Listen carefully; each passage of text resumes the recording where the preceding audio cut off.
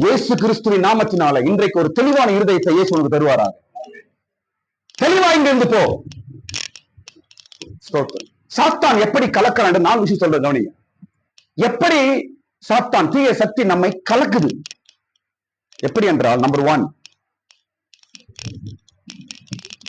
நமக்கு வருகிற சொப்பனங்கள் மூலமா சாத்தான் நம்மை கலக்கி கொண்டே இருப்பான்.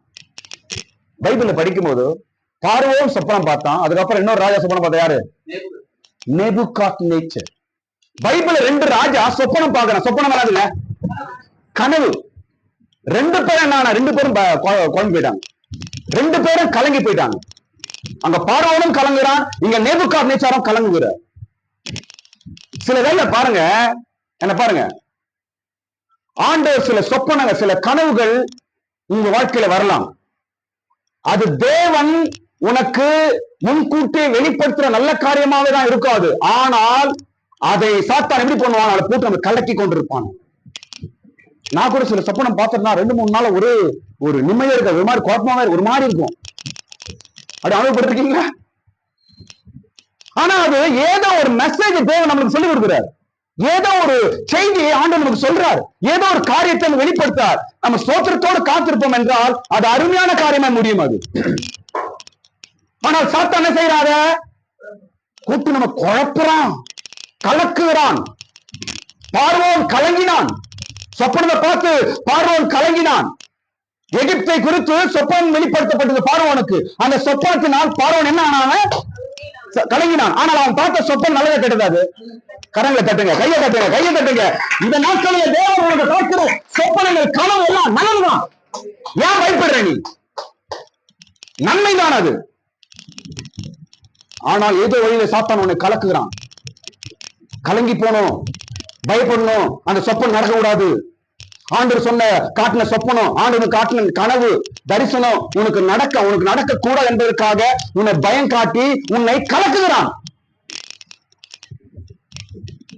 ஸ்தோத்திரம். பார்வோன் கலங்கி பயந்து, அதுக்கப்புறம் அதை தெளிவுபடுத்துது யாரு? யோசேப்பு வர்றாரு. யோசேப்பு வந்து அதை தெளிவுபடுத்துகிறார். ஆமென். நான் சொல்றேன் கவனிங்க, எல்லாரும் பாருங்க. ஒருவேளை இந்த காலை வேளையில் எந்த விஷயத்தில் நீ குழப்பத்தோடு வந்திருக்கிறாயோ, இங்க யோசேப்பு வந்திருக்கிறாரு. யோசேப்பு உன்னை தெளிவுபடுத்த வந்திருக்கிறாருங்க. கண்களை மூடுங்க, கரங்களை மேல உயர்த்துங்க. வாழ்க்கை குறித்து ஒரு தெளிவு உண்டா? ரீகாபாலியா. உன் பிள்ளைகள் காரியத்தை குறித்து உனக்கு ஒரு தெளிவு உண்டாகட்டும், எதிர்காலத்துக்கு ஒரு தெளிவு உண்டாகட்டும். பார்வோனை கலக்கிற அந்த ஆவி ஓடி போகலாம். யோசேப்பு தெளிவுபடுத்துகிறவன். இன்றைக்கு யோசேப்பு வந்திருக்கிறார். யோசேப்பின் ஆவியாக இயேசு வந்திருக்கிறார். இனி ஒருவனும் உன்னை கலக்க முடியாது. இனி எந்த வல்லமையும் உன்னை கலக்க முடியாது. உன் குடும்பத்தை கலக்க முடியாது, உன் எதிர்காலத்தை கலக்க முடியாது, உன் நம்பிக்கையை கலக்க முடியாது.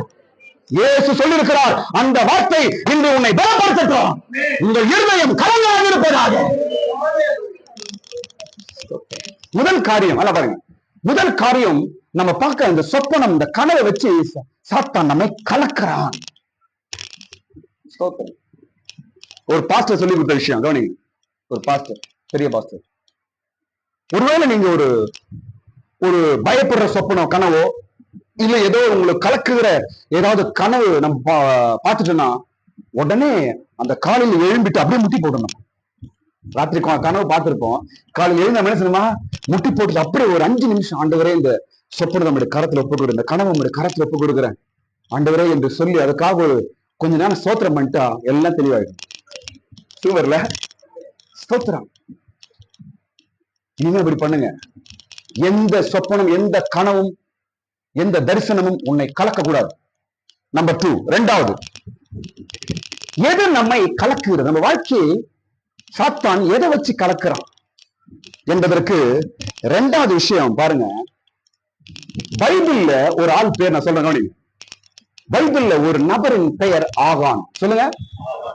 ஆகான் என்ற ஒரு மனுஷன், அவனை பார்த்து யோசுவா சொல்லுறாரு, நீ எங்களை கலக்கினாய் என்று சொல்லுகிறார். நீ எங்களை கலக்கினாய் என்று அந்த ஆகானை பார்த்து சொல்றாரு. அப்ப அந்த ஆகான் செய்த வேலை என்ன? எதை செய்து ஜனங்களை கலக்கினான் என்றால், பொருளை எடுத்துன்னு போய் ஒழிச்சு வச்சிட்டான். என்ன பண்ணிட்டாங்க? பொருளை எடுத்துன்னு போயிட்டு வெள்ளி பாத்திரத்தையும் சால்வையும் எடுத்துன்னு போயிட்டு என்ன பண்ணிட்டாங்க? சொல்லுங்க, என்ன சொல்லுங்க, என்ன பண்ணிட்டான்? புதைச்சு ஒளிச்சு வச்சான். ஒளித்து வைத்து கலங்கடித்தான். ஒளித்து வைத்து, சொல்லுங்க, ஒளிந்து வைத்து கலங்கடித்தான். நான் ஷார்ட்டா சொல்றேன். தேவனுக்கு முன்பாய், என்ன பாருங்க, கடவுளுக்கு முன்பாய் நீ திறந்த புத்தகமாய் இருக்க வேண்டும்.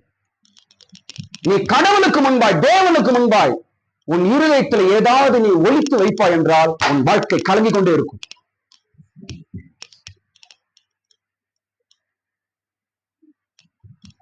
ஆண்டவர் முன்பாய் ஒரு திறந்த இருதயமாய் இருக்க வேண்டும். உன் குறைகள், குற்றங்கள், பலவீனங்கள், உன்னுடைய தோல்விகள், உன்னுடைய சுபாவங்கள், எண்ணங்கள், வார்த்தைகள் ஏதாவது ஆண்டவருக்கு ஓப்பனாய் சொல்லிடு.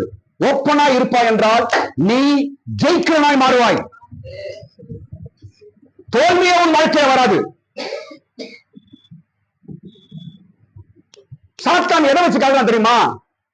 தன் பாவங்களை மறைக்கிறவன். எதை நீ மறைக்கிறியோ கடவுள்கிட்ட, ஆமா கடவுள் ஏன் சொல்லாத, ஜெபம் பண்ணாது. சில விஷயங்கள் நம்ம தவறு பண்ணும்போது ஜெபம் பண்ற எண்ணமே வராது, ஜெபிக்கவே மாட்டோம். அப்ப ஜெபிக்காதவர்கள் ஆண்டவர்கிட்ட தன் குறைகளை அவர்கள் சொல்லாதவர்கள். ஜெபிக்காதவர்கள் ஆண்டவருக்கு முன்பாய் மறைக்கிறவர்கள். ஜெபிக்காதவர்கள் கலங்கி போயிருக்கிறவர்கள். நம்முடைய வாழ்க்கையில ஆகான் ஒருபோதும் வேலை செய்யக்கூடாது. இன்னைக்கு ஏன் கலக்கிறான்?